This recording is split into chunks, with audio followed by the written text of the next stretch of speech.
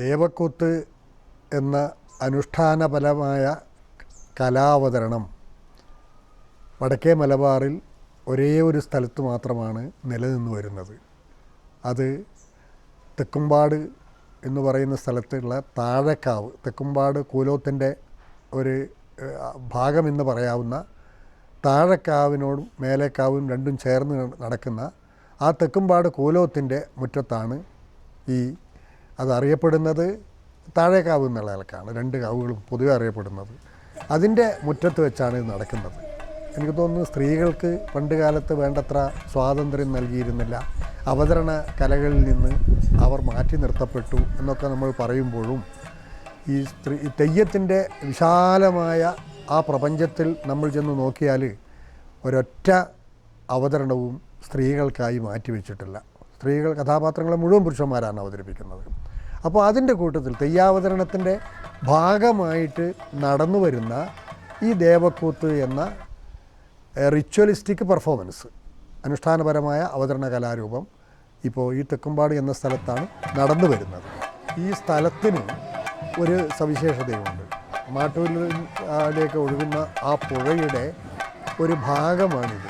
ചുറ്റും ചൂരൽക്കാടുകളും കണ്ടൽക്കാടുകളും അതുപോലെ തന്നെ മത്സ്യങ്ങളും ഒക്കെ നിറഞ്ഞു കവിഞ്ഞ ഈ ഒരു പ്രദേശം ജൈവ വൈവിധ്യത്തിൻ്റെ ഒരു കലവറയാണെന്ന് പറയാം. ചുറ്റും തെങ്ങുകളാണ്, അതിനപ്പുറത്ത് കണ്ടൽക്കാടുകൾ, പിന്നെ അതുപോലെ തന്നെ ആ താഴേക്കാവ് സ്ഥിതി ചെയ്യുന്ന സ്ഥലത്ത് മുഴുവനും ഈ ചൂരൽ മുള്ളുകളുള്ള ചൂരലുകൾ നിറഞ്ഞ് കവിഞ്ഞ് കാണാം. ഒരുപാട് പാമ്പുകളും ഞണ്ടുകളും മറ്റു ജീവികളും ഒക്കെ വിഹരിക്കുന്ന ജൈവ വൈവിധ്യത്തിൻ്റെ ഒരു കലവറ എന്ന് തന്നെ നമുക്ക് വേണമെങ്കിൽ വിശേഷിപ്പിക്കാം. ഇപ്പോൾ അവിടെ തന്നെ ഈ കളിയാട്ടം നടക്കുമ്പോൾ, അതിൻ്റെ ഭാഗമായി ദേവക്കൂത്ത് നടക്കുമ്പോഴൊക്കെ അവിടെ 10,000-കണക്കിന് ആളുകളാണ് ഇപ്പോൾ വന്നെത്തിക്കൊണ്ടിരിക്കുന്നത്. അവരൊക്കെ കസേരകളൊന്നും കൊടുക്കാതെ ഈ തടുക്ക്, അതായത് മെടഞ്ഞ ഓലകൾ കൊടുത്തുകൊണ്ട് അവരെ അവിടെ ഇരുത്തി നിരവധി ആളുകൾക്കിത് കാണാൻ സൗകര്യപ്പെടുത്തുന്ന, അതുതന്നെ നമുക്ക് വളരെ വ്യത്യസ്തമായിട്ട് തോന്നുന്ന ഒരു കാര്യമാണ്. ദേവക്കൂത്തിൽ 2 കഥാപാത്രങ്ങളാണ്. ഇത് തെയ്യം എന്ന് ചിലർ പറയുന്നുണ്ട്. എന്നെ സംബന്ധിച്ചിടത്തോളം ഒരു തെയ്യമായിട്ട് എനിക്കിത് കണക്കാക്കാൻ കഴിയില്ല. കാരണം തെയ്യത്തിൻ്റെ ചില ചമയങ്ങൾ അതിൽ ഉപയോഗപ്പെടുത്തുന്നുണ്ടെങ്കിലും തലപ്പാളി പട്ടം പോലെയുള്ള ചില, അല്ലെങ്കിൽ പിന്നെ മുഖത്ത് എഴുത്തിൻ്റെ പോലെയുള്ള ചില വിഷയങ്ങളതിൽ വരുന്നുണ്ടെങ്കിലും അത് ഒരു കഥയാണ് പറയുന്നത്, കൂത്ത് തന്നെയാണ്. അതുകൊണ്ടാണ് അതിന് ദേവക്കൂത്ത് എന്ന് പറയുന്നതും.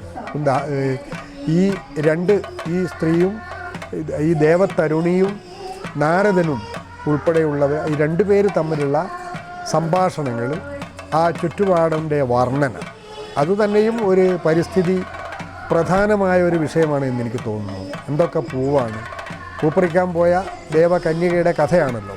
അപ്പോൾ എന്തൊക്കെ പൂവാണ് ആ പരിസരത്തുള്ളത്? എനിക്ക് തോന്നുന്നു ഒരു 10-20ഓളം പൂക്കളെക്കുറിച്ച് ഈ തോഴിമാരോട് പറഞ്ഞുകൊണ്ട് ആ ഓരോന്നിൻ്റെ പേര് പറഞ്ഞുകൊണ്ട്, തെച്ചിപ്പൂ, പിന്നെ അതുപോലെ തന്നെ തുളസിപ്പൂ, അതുപോലെ പിന്നെ ഒരുപാട് മുല്ലപ്പൂ തുടങ്ങിയിട്ടുള്ള വിവിധ പൂക്കൾ പറിക്കാനായിട്ട് ഇറങ്ങുന്നു. അവിടെ നിന്നാണല്ലോ വഴി തെറ്റി പോകുന്നതും നാരദൻ വസ്ത്രവുമായി വന്നിട്ട് ഇവരെ കണ്ടുമുട്ടുന്നതും അങ്ങനെ പിൽക്കാലത്ത് ഭൂമിയിൽ താമസിക്കുന്ന ഈ ദേവതരുണിയുടെ മഹത്വവൽക്കരിച്ചുകൊണ്ടുള്ള ഒരു ദൈവീക അംശമായിട്ട് ഇവരെ മാറ്റിത്തീർക്കുന്ന അതാണ് ഇതിൻ്റെ ഇതിവൃത്തം.